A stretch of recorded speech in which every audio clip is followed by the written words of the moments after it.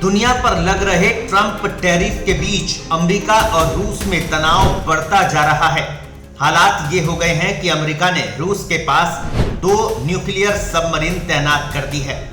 दरअसल अमेरिकी राष्ट्रपति डोनाल्ड ट्रंप के भारत और रूस की इकोनॉमी को डेड बताने और उस पर रूस के पूर्व राष्ट्रपति दिमित्री मेदवेदेव के पलटवार के बाद ऐसे हालात बने हैं। पुतिन के करीबी मेदवेदेव ने ट्रंप को याद दिलाया था कि डेड हैंड कितना खतरनाक होता है। ट्रंप ने सोशल ट्रुथ पर पोस्ट कर चेतावनी दी कि शब्द बहुत महत्वपूर्ण होते हैं, ये अक्सर उम्मीदों से परे परिणाम पैदा कर सकते हैं। उन्होंने आगाह किया कि दिमित्री मेदवेदेव के भड़काऊ बयान कार्रवाई को भड़का सकते हैं। उन्होंने 2 न्यूक्लियर सबमरीन को उपयुक्त इलाकों में भेजने का आदेश दिया है।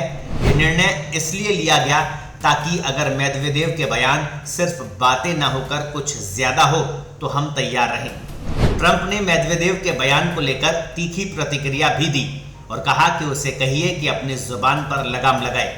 वो अब भी खुद को राष्ट्रपति समझता है, वो खतरनाक जमीन पर चल रहा है। वो अब रूस और राष्ट्रपति पुतिन से निराश हो चुके हैं। उन्होंने कहा कि अगर जवाब साफ है तो फैसला आज ही क्यों ना हो, अब और इंतजार नहीं।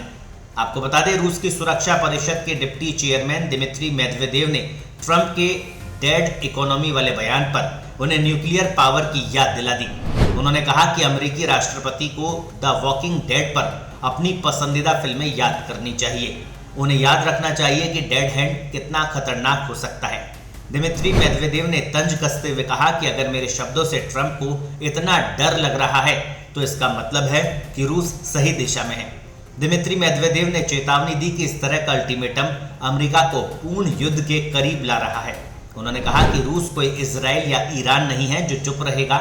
ट्रंप को जो बाइडेन जैसा नहीं बनना चाहिए।